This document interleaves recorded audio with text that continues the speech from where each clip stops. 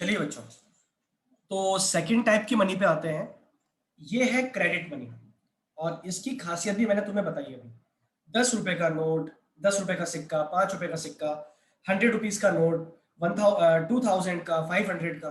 बेटा ये जो आपके करेंसी नोट्स हैं, या फिर चेक भी ले लो इसी में आप।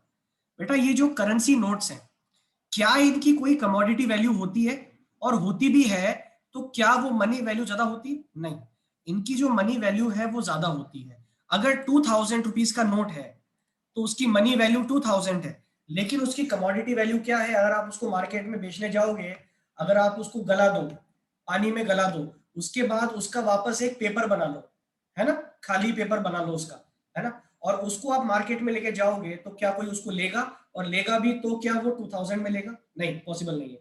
ठीक है, तो ऐसी मनी जिसकी कमोडिटी वैल्यू बहुत कम या ना के बराबर होती है, लेकिन money value is much higher, ये याद रखना। इन करेंसीज की जो मनी वैल्यू है वो बहुत ज्यादा होती है, तो उसी को हम लोग बोलते हैं क्रेडिट मनी। याद रखना, नाम कंफ्यूज कर सकता है, लेकिन हमें याद रखना है क्रेडिट मनी कौन सी मनी है? जिसकी मनी वैल्यू ज्यादा है और कमोडिटी वैल्यू कम है। ठीक है, पढ़ो क्या लिखा है। Credit money refers to the money whose intrinsic value is much lower. Intrinsic value मतलब कमोडिटी वैल्यू, जिनकी कमोडिटी वैल्यू जो है वो much lower than its face value, उनकी फेस वैल्यू से बहुत कम होती है। या फिर इसको इस तरह से बोल सकते हो कि जिनकी face value is much higher than intrinsic value, ऐसा भी बोल सकते हो। तो मनी वैल्यू यहाँ ऑब्वियसली ज्यादा है और कमोडिटी वैल्यू यहाँ पे कम है।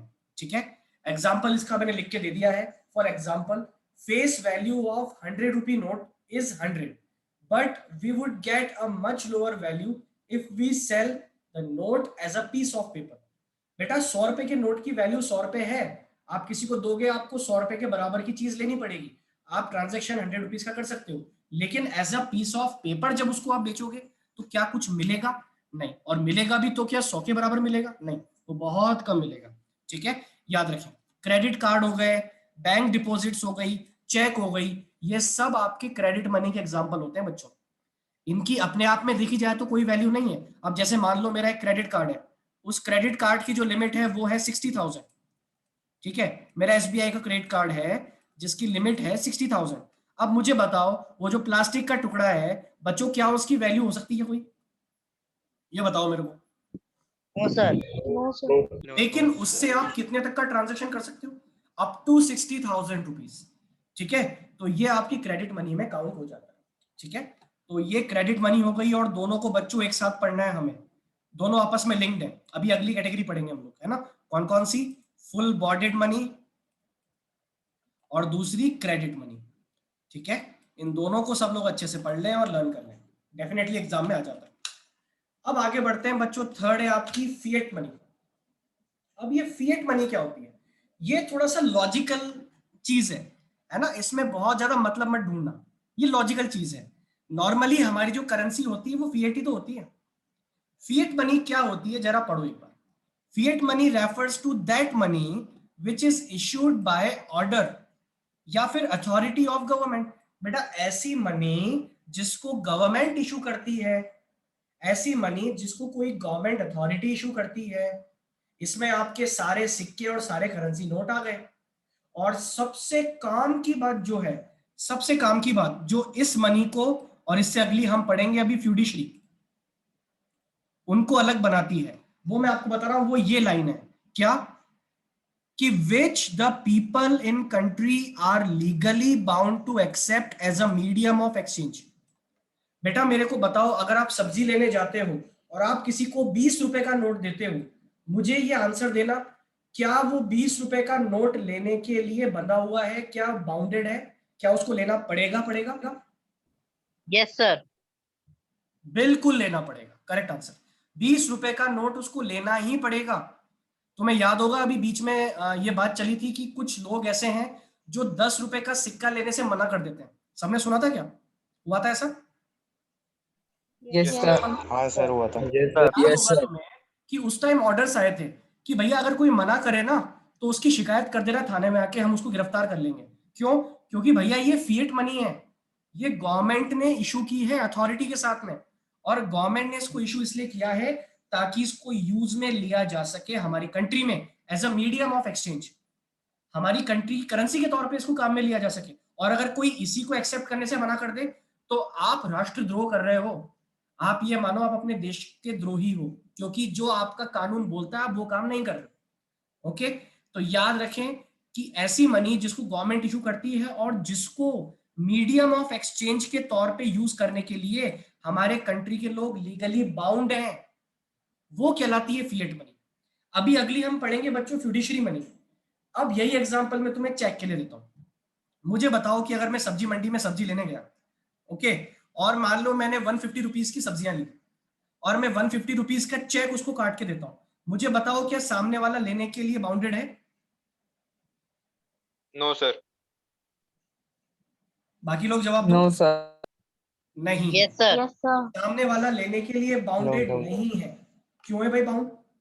क्या उसको गवर्नमेंट ने इशू किया है? नहीं, वो लोगों के ट्रस्ट और लोगों की इच्छा, विल एंड ट्रस्ट, ये दो वर्ड याद रखना, विल एंड ट्रस्ट पे डिपेंड करता है कि उसको मनी माना जाए या ना माना जाए।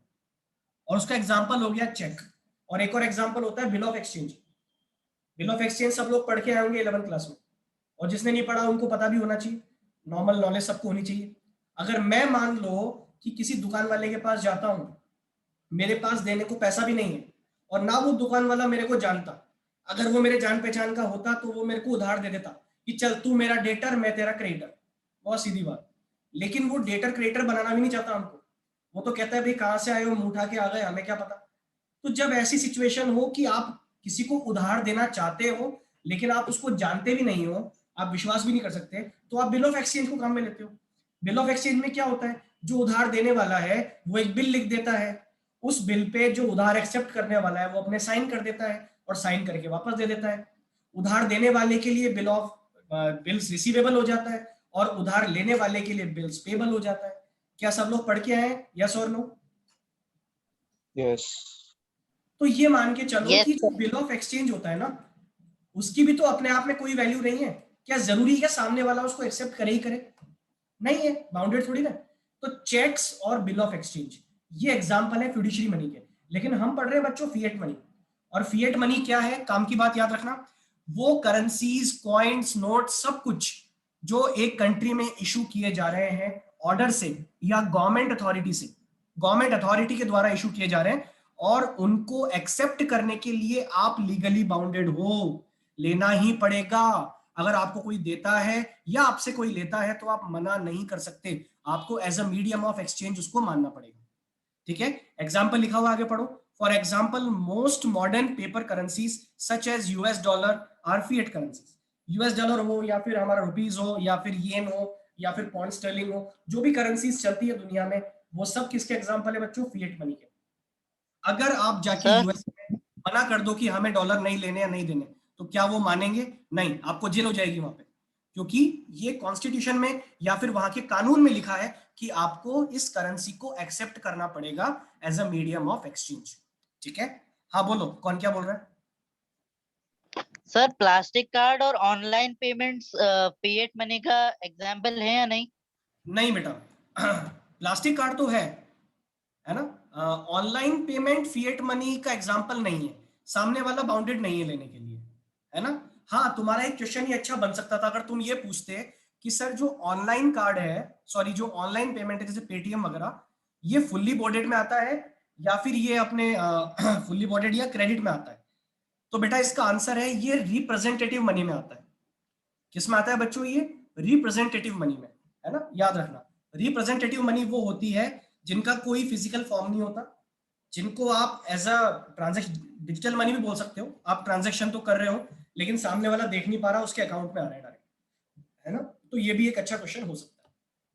खैर, लास्ट पॉइंट पढ़े, फिएट मनी। ये एक बहुत जबरदस्त पॉइंट है और याद रखना ये इंपॉर्टेंट पॉइंट है, ज्यादातर बुक्स में लिखा हुआ नहीं है और ज्यादातर लोग नहीं बताएंगे, लेकिन याद रखना ये जो पॉइंट है इस पे एमसीक्यू बन सकता है। क्या बन सकता है एमसीक्यू? कि कौन सी मनी ऐसी है जो रिजर्व बैंक ऑफ इंडिया को ज्यादा कंट्रोल देती है या इकोनॉमी पे कंट्रोल करने का मौका देती है? तो बच्चों वो है फिएट मनी। ठीक है, याद रखना, fiat money gives central bank greater controls over the economy, because, क्यों बेटा, क्योंकि कितनी मनी छापनी है, कितनी मनी सर्कुलेशन में लेके आनी है, ये किस पे डिपेंड करता है, सेंट्रल बैंक पे। और फिएट मनी को कोई मना भी नहीं कर सकता, तो उनका पूरा कंट्रोल है कि भाई इतनी हम इशू करेंगे और लोग इसको एक्सेप्ट करेंगे, कितनी इशू करनी है कितनी नहीं करनी है ना। तो याद रखना, fiat money gives greater control, है ना, over the economy, because they can control how much money is printed. ठीक है, इस बारे में सब लोग याद रखेंगे। तो बेटा फिएट मनी समझ में आया सबको, यस और no? Yes, Yes. sir. Yes, sir. Yeah. सबसे काम की बात, ये Yes, लाइन sir. बिल्कुल मत भूलना, which the people in country are legally bound to accept as a medium of exchange, जिसको लेने के लिए सामने वाला बंधा हुआ है, लेना पड़ेगा। अच्छा, अब आते हैं फ्यूडिशरी मनी। अब ये फ्यूडिशरी मनी क्या होती है भाई, पढ़ो।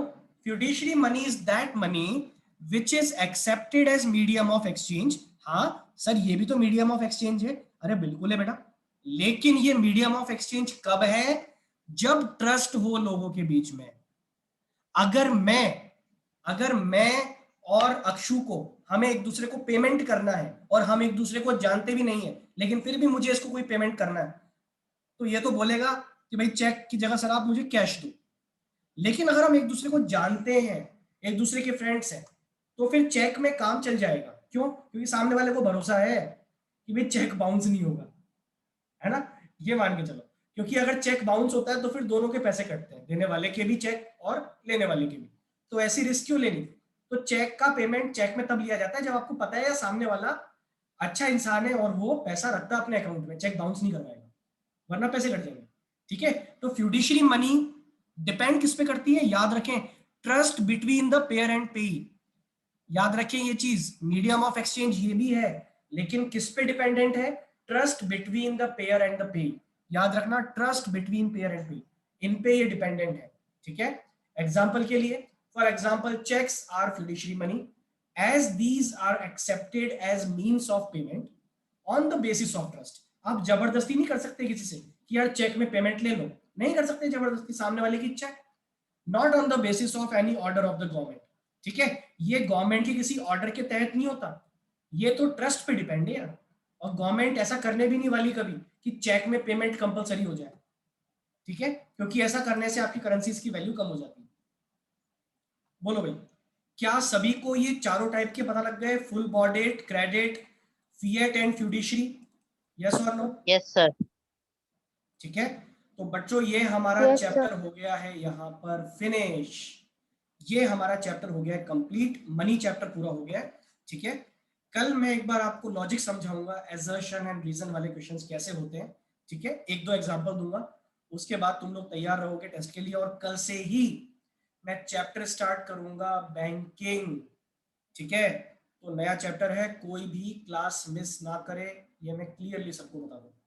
ठीक है, तो सभी लोग टाइम पे आ जाए, कोई भी क्लास मिस ना करे। और एक बार जल्दी से फिर तुम जाओ क्लास में, फटाफट मेरे को देख के बता दो क्लास में कौन नहीं है, जो लास्ट क्लास में था और अभी नहीं है, फटाफट देख के बताओ मेरे को। सर पर्सनल चैट पे लिख के दे दो। हाँ नमन बोल। सर मतलब जैसे अभी आपने एग्जांपल दिया, अगर चेक बाउंस करता है तो मतलब पैसे कट जाते हैं दोनों के। हाँ हाँ, तो सर ऐसा थोड़ा ना होता है, मतलब चेक तो बाउंस ही हो गया ना, तो पैसे कैसे कटेंगे? नहीं नहीं, फिर वो एज अ चार्ज काउंट हो जाता है ना बेटा, सामने वाले पे, भले उसके अकाउंट में पैसे नहीं है, जब आएंगे तब काट लेगा बैंक फिर, है ना। या फिर ऐसा थोड़ा ना, देखो बाउंस का मतलब ये नहीं जीरो बैलेंस है, ये मत सोचो, है ना। ये मान के चलो जैसे 10,000 रुपीज का चेक दिया मैंने किसी को, अब मेरे अकाउंट में सिर्फ 5,000 रुपीज है। अब बैंक ने फिक्स किया हुआ है कि अगर चेक बाउंस होगा तो 700 रुपए उसके कटेंगे, 700 रुपए मेरे कटेंगे, तो 700 तो काट लेगा ना बैंक। बात समझ में आ रही है ना मन, ओके, हाँ है हाँ। ना। कुछ तो होगा, ये मत सोच कि बाउंस का मतलब जीरो बैलेंस है, ये गलत चीज है ना, जीरो बैलेंस मत सोचो। अच्छा कौन नहीं है बताओ, बताओ जल्दी बता दो एक बार, फिर जाओ तुम लोग, क्लास है तुम्हारी। कौन नहीं है क्लास में? तुम लोगों की दोस्ती भी ज्यादा गहरी होती जा रही है, बताओ भाई बताओ, कौन नहीं है क्लास में? अल्टीमेटली मुझे पता लग ही जाएगा, वैसे मैं फोटो ले लेता हूँ कौन कौन क्लास में।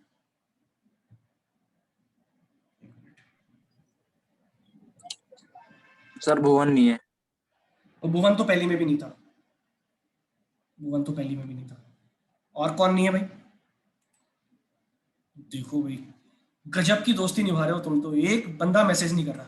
चलो कोई बात नहीं, निभाओ तुम दोस्ती। चलो भाई बच्चों, कल मिलते हैं, है ना? चलिए।